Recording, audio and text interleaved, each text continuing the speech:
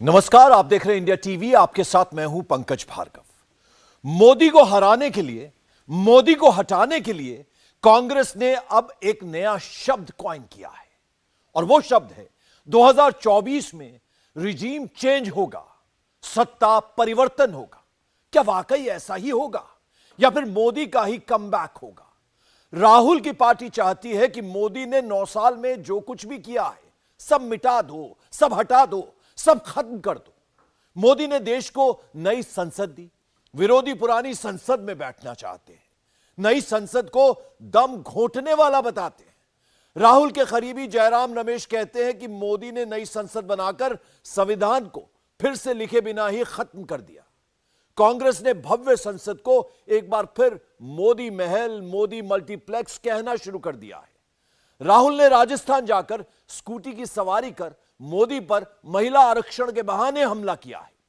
यह एक पूरा पैटर्न है और शनिवार को ऐसे एक नहीं कई पैटर्न देखने को मिले। सबके तार एक दूसरे से जुड़े हुए हैं, विरोधियों के बहाने अलग अलग हैं, लेकिन निशाना एक, प्रधानमंत्री मोदी ही है। मोदी को हटाने वाली, मोदी का नाम मिटाने वाली यह कौन सी पटकथा है? इस रिपोर्ट से समझिए। अगर मोदी प्रधानमंत्री नहीं बने तो क्या क्या हो जाएगा? अगर मोदी चुनाव हार गए तो विरोधी क्या क्या कर देंगे, क्या क्या बदल देंगे? आज मोदी के किस विरोधी ने 2024 में रिजीम चेंज की धमकी दी?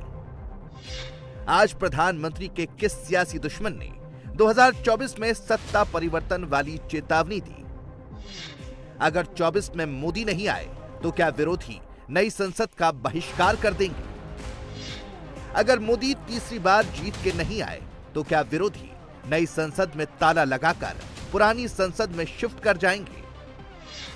मोदी के दिमाग में 24/7 काम चल रहा है। विरोधियों के दिमाग में कौन सा गेम प्लान चल रहा है? राहुल के करीबी जयराम रमेश के शब्दों पर गौर कीजिए। अंग्रेजी में लिखा है 2024 में रिजीम चेंज। ये शब्द अक्सर विदेशी एजेंसियां दूसरे देशों की सरकारों को गिराने के लिए इस्तेमाल करती हैं। अब इसी ट्वीट को हिंदी में पढ़िए।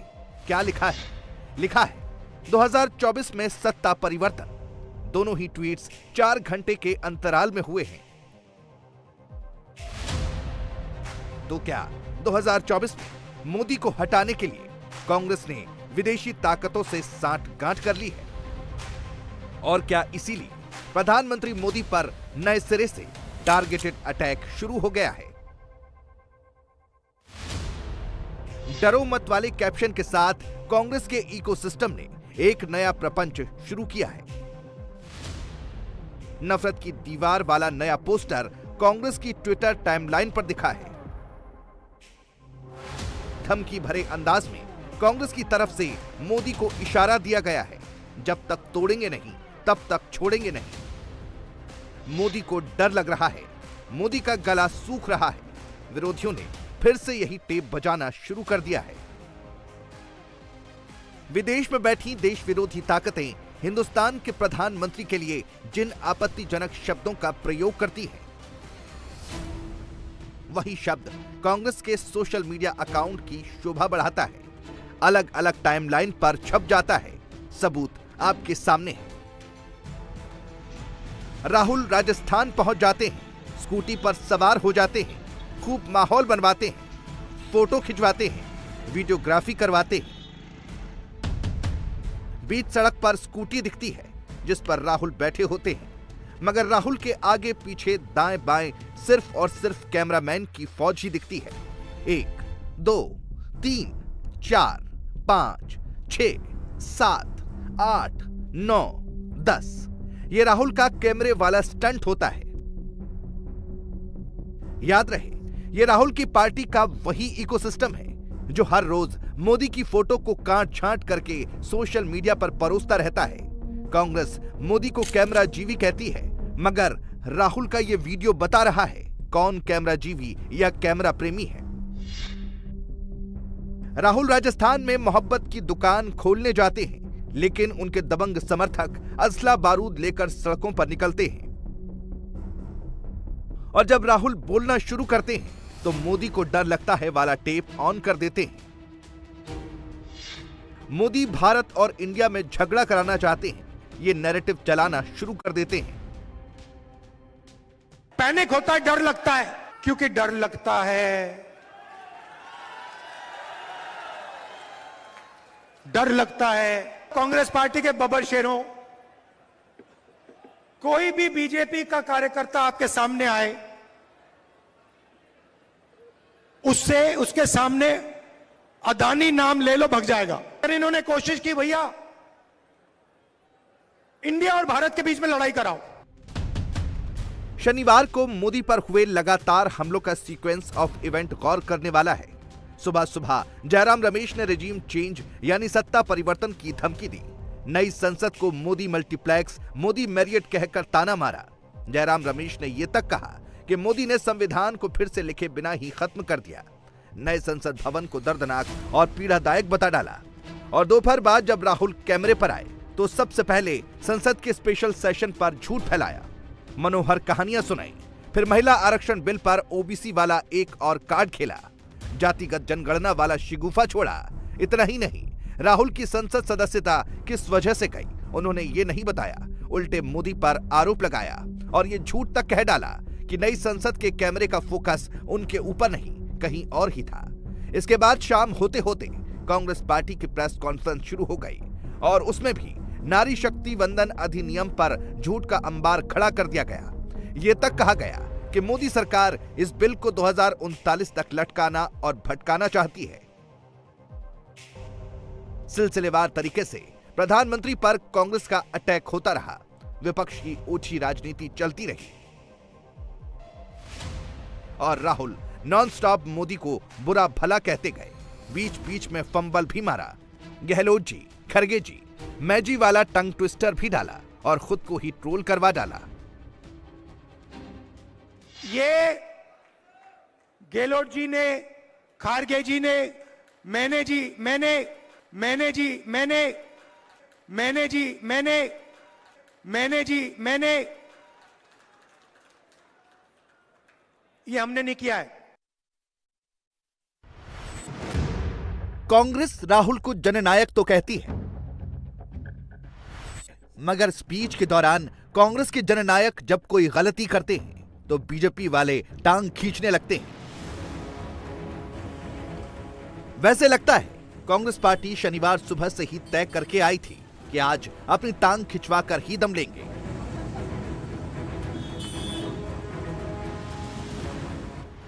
और इसकी शुरुआत राहुल के करीबी जयराम रमेश के इस ट्वीट से हुई। कुछ घंटों पहले ही जयराम रमेश नई संसद में बैठे दिखे थे, राज्यसभा में बिल्कुल कंफर्टेबल दिख रहे थे, मगर आज उन्हें अचानक नई संसद का रंग रूप पसंद नहीं आया। वो ट्विटर पर आए, लंबा चौड़ा पोस्ट लिखा, नई संसद को एक बार फिर मोदी महल का नाम दिया, नई इमारत में घुटन महसूस होती है, ये तक कहा और आखिरी लाइन में 24 में सत्ता परिवर्तन वाला टेक्स्ट लिखकर नई संसद के बहाने मोदी को टारगेट करना शुरू कर दिया। इसके बाद तो नई संसद को गाली देने वाले कांग्रेस के नेताओं की लाइन लग गई। कांग्रेस सांसद प्रमोद तिवारी को ही ले लीजिए, वो खरगे के साथ फ्रंट रो में बैठे थे, मगर कांग्रेस पार्टी ने जो लाइन तय कर दी वो उसी पर चलने लगे। क्या क्या कहा पहले ये देखिए। नई संसद को फुली एयर कंडीशन क्यों बनाया? मैं 13 घंटे नई संसद में रहा, वहां दम घुटने लगा, बैठने के लिए पीछे कोई सपोर्ट नहीं था। मोदी ने नई संसद को 7 स्टार होटल जैसा बना डाला। मोदी की फुली एयर कंडीशन संसद ने 50 सांसदों को बीमार कर डाला। सोचिए, मोदी से नफरत करने वाला इकोसिस्टम इस हद तक जा सकता है कि वो भव्य दिखने वाले संसद भवन में भी मीन मेख निकालने लगता है। देखिए, इसके बनाने में जल्दबाजी थी। मालूम है मोदी जी 2014 में आ गए, 19 में आ गए, अब 24 में तो आना नहीं। तो चाहते थे उनका एक बन जाए जो इसे कहा जा सके ये मोदी जी ने बनवाया। और जिस तरह जल्दबाजी हुई है कि उसे आपने पहले तो उसका उद्घाटन कर लिया और शुरुआत उसकी पूरा एक सत्र वहीं चला गया। पर मैं एक सवाल पूछना चाहता हूँ, हम बटन दबाते रहे, सही बटन आई क्यों नहीं? सर्कुलेशन नहीं होगा तो लोगों की तबीयत खराब हुई, और कम से कम 50 सांसदों को मैं जानता हूं कि उसकी एयर कंडीशन की वजह से बीमार पड़े। एक तो भारत जैसे देश में पूरी तरह से पार्लियामेंट हाउस को एयर कंडीशन कर देना अव्यवहारिक, अवैज्ञानिक। 13 घंटों में कम वहाँ का वातावरण दमघोटू हो गया था, यानी एयर सर्कुलेशन नहीं था अंदर। उसका जो टेकने का है उसका पूरी तरह से टेढ़ा है, तो आप अगर ज़्यादा देर टेक लगा के उस पर बैठ जाएं तो आपकी पीठ दर्द करने लगी। तो कुल मिला के मोदी जी ज़्यादा प्रभावित है अमेरिका से, तो एक 7 स्टार होटल की तरह से बनाया है। दरअसल कांग्रेस को असली दिक्कत नए संसद भवन से नहीं है, उसे चिढ़ तो इस बात से है कि नई संसद का सपना मोदी की लीडरशिप में साकार हुआ है।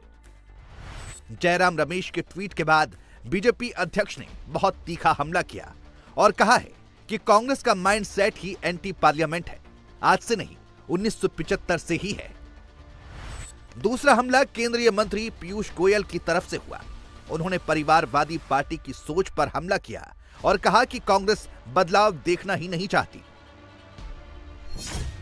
वैसे एक फैक्ट यह भी है कि जिन जयराम रमेश को आज नई संसद में कुछ भी अच्छा नहीं लग रहा, उन्हीं जयराम रमेश ने 11 साल पहले एक अखबार को दिए इंटरव्यू में कहा था कि हमें एक नए संसद भवन की सख्त जरूरत है। मौजूदा संसद भवन बिल्कुल भी फंक्शनल नहीं है और आउटडेटेड यानी कि पुराना हो चुका है। मतलब साफ है, नए संसद भवन की बुराई तो सिर्फ एक बहाना है। राहुल और कांग्रेस पार्टी का निशाना प्रधानमंत्री मोदी पर है। तो मोटी बात यह है मित्रों कि इनको नई संसद से परेशानी नहीं है, इनको नरेंद्र मोदी से परेशानी है। कोई काम नरेंद्र मोदी क्यों कर रहे हैं? मुझे गर्व है अपने प्रधानमंत्री पर कि भारत के इंजीनियर्स, भारत के आर्किटेक्ट, इन सबों ने इतनी कमाल की चीज बनाई है। इसे मोदी मल्टीप्लेक्स या मोदी मैरियट कहा जाना चाहिए। क्या मतलब है इसका? भारत की संसद को कांग्रेस पार्टी के मीडिया के प्रमुख ऐसे अपमानित करेंगे? हम समझते हैं उनकी परेशानी दूसरी है कि वहां पर गरुड़ चिन्ह क्यों है, वहां पर हाथी क्यों दिखाया गया है, वहां पर भारत की जो पूरी सांस्कृतिक परंपरा उसकी झलक क्यों दिखाई पड़ती है। उनकी ये परेशानी है। तो नफरत नरेंद्र मोदी जी से है। और देखिए लास्ट में क्या बोलते हैं, 2024 में सत्ता परिवर्तन के बाद नए संसद का भवन का बेहतर उपयोग हो सकेगा। हाँ, मुंगई लाल के हसीन सपने। मतलब जब संसद हम आए तो इसका हम दूसरा उपयोग करेंगे। आप कभी नहीं आएंगे और इस रवैये से तो जनता आपको और रिजेक्ट करेगी। जब समय अहंकार में रहता है कि देश तो हमने चलाया है और देश हम ही चलाएंगे, ये नरेंद्र मोदी जी और भाजपा कहां से आ गई, तो जयराम रमेश जी अब आप कभी नहीं आ पाएंगे। और ऐसा लक्षण है तो जनता आपको और लंबे तक बाहर रखने वाली है। 9 साल से कांग्रेस सत्ता से बाहर है और वो इस बात को पचा नहीं पा रही है कि मोदी इतना अच्छा काम कर कैसे लेते हैं। उदाहरण के तौर पर G20 समिट के दौरान मोदी के सामने भारत वाला नेम प्लेट दिखा तो कांग्रेस ने उस पर भी शोर मचाया, ये फैलाया कि मोदी भारत और इंडिया के बीच झगड़ा कराना चाहते हैं। वन नेशन वन इलेक्शन की सुबुगाहट तेज हुई, मीटिंग शुरू हो गई तो कांग्रेस ने यह फैलाना शुरू कर दिया कि मोदी एक देश में एक ही पार्टी का राज स्थापित करना चाहते हैं। मोदी ने संसद का स्पेशल सेशन बुलवाया, महिला आरक्षण पर बड़ा फैसला लेने का हिंट दिया, संसद के दोनों सदनों में सर्वसम्मति से नारी शक्ति वंदना अधिनियम पास करवाया। तो आज राहुल ने यह झूठ फैलाना शुरू कर दिया कि मोदी तो कोई और एजेंडा लेकर आने वाले थे, देश का नाम बदलने वाले थे, लेकिन वो पैनिक में आ गए और महिला आरक्षण बिल लेकर आ गए। मैंने प्रेस कॉन्फ्रेंस किया जिस दिन प्रेस कॉन्फ्रेंस किया उस दिन नरेंद्र मोदी जी ने स्पेशल सेशन लागू कर दिया और पहले महिला आरक्षण की बात नहीं थी। आपको याद होगा, पहले हिंदुस्तान के नाम को बदलने की बात थी, मगर ये इन्होंने पहले नया बहाना बनाया, इंडिया वर्सेस भारत। कोई झगड़ा नहीं इंडिया और भारत के बीच में,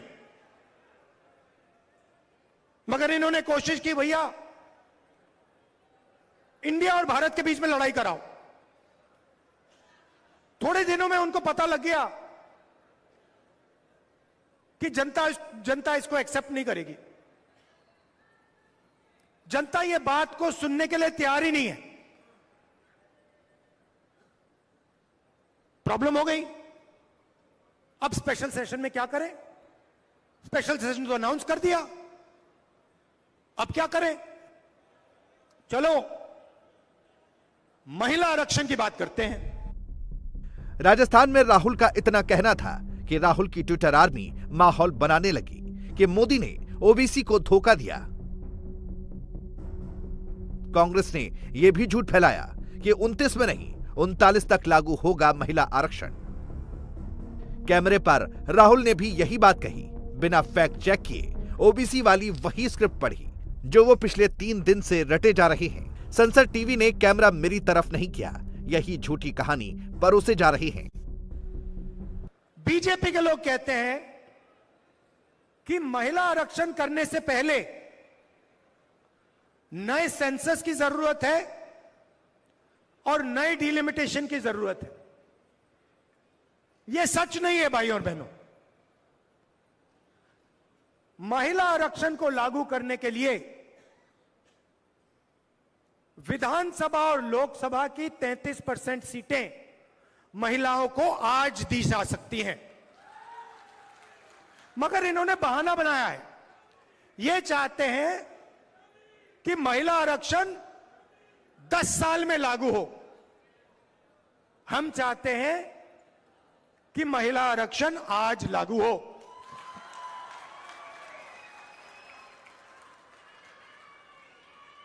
और ओबीसी महिलाओं को महिला आरक्षण का फायदा मिले। जैसे ही मैंने कास्ट सेंसस की बात शुरू की पार्लियामेंट हाउस में, आप देख लेना, बीजेपी लोग, बीजेपी के नेता, बीजेपी के मंत्री, एमएलए सब चिल्लाने लगे, मेरी आवाज को दबाने की कोशिश की। महिलाओं को संवैधानिक तौर पर नियम कानून फॉलो न करते हुए आज की तारीख में रिजर्वेशन देने का शोर वही इंडिया अलायंस वाली पार्टियां मचा रही हैं, जिन्हें तो इस बिल के नाम से ही दिक्कत थी। उन्हें तो इस बात से भी तकलीफ थी कि मोदी ने इस बिल का नाम नारी शक्ति वंदन क्यों रखा, और ये कहने वाली कांग्रेस पार्टी की ही एक सांसद थी। इस कानून का नाम नारी शक्ति वंदन अधिनियम, नारी शक्ति वंदन अधिनियम रखा गया है। हालांकि कुछ लोगों को इसमें भी वंदन सबसे परेशानी है। अब माताओं बहनों को वंदन नहीं करेंगे तो क्या करेंगे जी? ये लोग नहीं समझ पाते कि नारी के वंदन का, उसके सम्मान का अर्थ क्या है। लेकिन हमें इस तरह की नकारात्मक सोच से बचते हुए अपने लक्ष्य पर फोकस करना है। वैसे मोदी को गाली देकर ताली बजाने वाले ये नहीं जानते कि वो खुद अपना ही नुकसान कर रहे हैं, और जो मोदी को नहीं समझ सकते, मोदी को सुनना नहीं पसंद करते, आज उन्हें G20 समिट के दौरान भारत मंडपम की सुरक्षा में जुटे इंस्पेक्टर सुरेश कुमार और मोदी के बीच की ये बातें सुन लेनी चाहिए। वो समझ जाएंगे कि देश के लिए कुछ कर गुजरने का मोटिवेशन मोदी को कहां से मिलता है। क्या रहा आपका अनुभव इस समय? सर, हम ये ड्यूटी बड़े गर्व के साथ कर रहे थे और हमें बड़ा अच्छा अनुभव हो रहा था कि हम इतने बड़े प्रोग्राम को ऑर्गेनाइज कर रहे हैं। सर, मेरा एक निजी अनुभव इस समय के दौरान रहा कि दिनांक 9/9 को जब मैं ड्यूटी पर था तो सॉरी सर, मुझे सूचना मिली कि मेरी माताजी को हार्ट अटैक आने के कारण अचानक हॉस्पिटल में एडमिट कराया गया।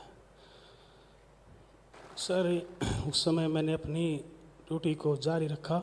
एक मन कह रहा था कि आप माँ के पास जाइए, दूसरा मन कह रहा था नहीं, आप इस देश को गौरव हैं और अपनी ड्यूटी को कंटिन्यू कीजिए।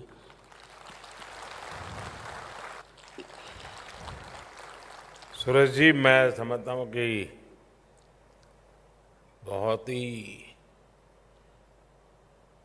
कठिन पल में आपने मन को संतुलित रखा।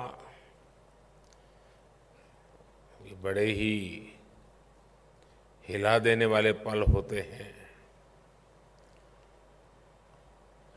लेकिन आपको लगा कि ऐसे समय अगर आप,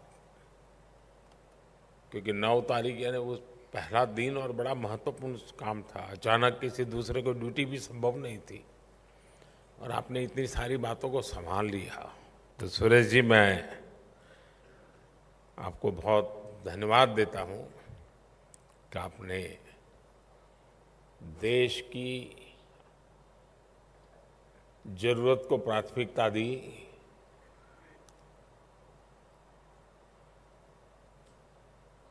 व्यक्तिगत इतनी बड़ी घटना, उससे अपने आप को अपने ड्यूटी के लिए समर्पित रखा। परमात्मा आपको बहुत शक्ति दे। विरोधी मोदी का मजाक उड़ाते हैं। मोदी उन पर अपना वक्त जाया नहीं करते। मोदी उन्हीं लोगों के साथ हंसी मजाक भी करते हैं जो सही मायनों में देश के लिए काम करते हैं। इसी से जुड़ा एक और किस्सा मोदी को रविंद्र त्यागी ने सुनाया है, गौर से सुनिए। मेरा नाम रविंद्र त्यागी है।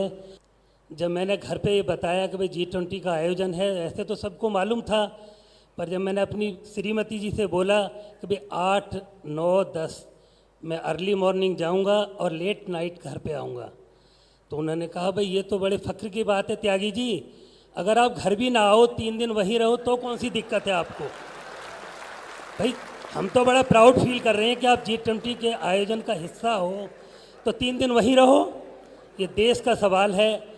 और सबसे बड़ी खुशी मुझे इस बात की रही कि ये G20 का आयोजन भारत के साथ साथ दिल्ली और दिल्ली के साथ साथ उस ITPO के परिसर प्रगति मैदान में हुआ, जहां हम पिछले 33 वर्षों से काम कर रहे हैं। त्यागी जी सर, मुझे लगता है जिस दिन आपकी श्रीमती जी को पता चलेगा जी कि अब मोदी जी आपको 1 महीने के लिए ले जा रहे हैं जी, तब तो वो मिठाई बांटेगी सर। ऐसे एक नहीं अनेकों किस्से हैं और जो विरोधी आज मोदी को ताना मार के, मोदी के खिलाफ झूठ फैला के, प्रोपेगेंडा चला के, प्रपंच फैला के 24 में मोदी को हराने का ख्वाब देख रहे हैं, उन्हें एक कविता बहुत गौर से सुन लेनी चाहिए। ये कविता तब की है जब मोदी पीएम नहीं सीएम हुआ करते थे। उस वक्त भी जमाना मोदी का था और आज भी जमाना मोदी का ही है। केशु भाई से बोले खुराना, हाय राम मोदी का है जमाना, हाय राम मोदी का है जमाना, नामुमकिन है इसको हटाना, हाय राम मोदी का है जमाना। कुछ पंक्ति जो अभी लिखी गई। षड्यंत्र कोई भी नहीं काम आया, कदम इनके कोई नहीं रोक पाया, झड़पिया ने भी जाल अपना बिछाया, वाघेला ने भी जोर पूरा लगाया, चूका लेकिन सबका निशाना, अरे चूका लेकिन सबका निशाना, हाय राम मोदी का है जमाना। है पास इनके, हर दर्द का बाम देखो, किया कितना तगड़ा ये एक काम देखो। अकेले के दम पर है बाजी जिताई, एएनसी इलेक्शन का परिणाम देखो। सीखे कोई इनसे जिताना, अरे सीखे कोई इनसे जिताना, हाय राम मोदी का है जमाना। 4 पंक्तियां जो कुछ दिन पहले लिखी गई थी।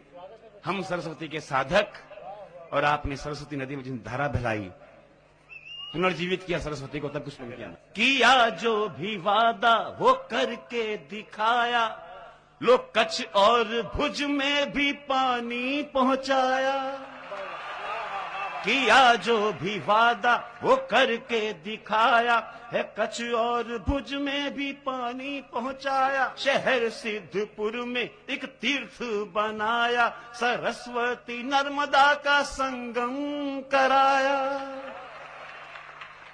ये कलयुग का भगीरथ सयाना,